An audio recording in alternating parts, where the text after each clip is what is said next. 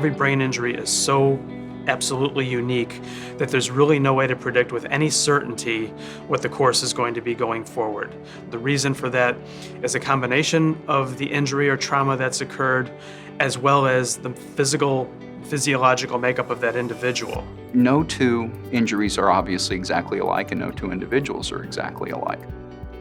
There are fundamentally 4 stages to an acquired or traumatic brain injury and its levels of care: physician visit or emergency room visit, the acute care and inpatient treatment, rehabilitation and post-acute care phase, and finally the ongoing and continued rehabilitation phase.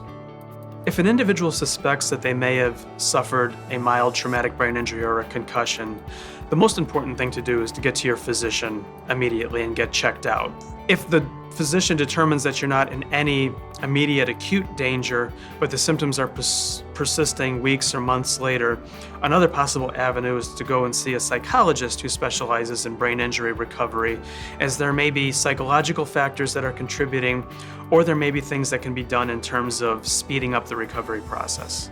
Everybody thinks of the hospital, the ambulance or the helicopter brings you to the hospital.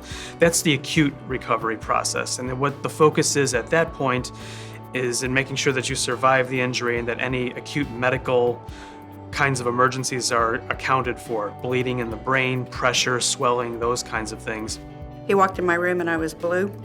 I technically coded.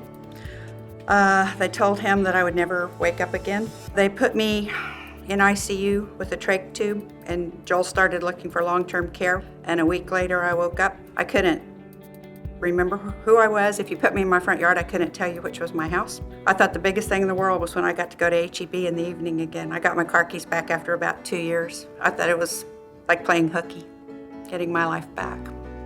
After a person is stabilized medically, the next step in the process, and you don't have to necessarily go through all of these processes in order, but the next step is what would be considered acute rehabilitation.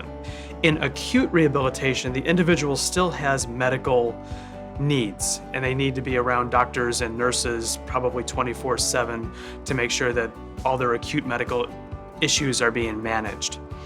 After the acute rehabilitation process, what comes next is often post-acute rehabilitation.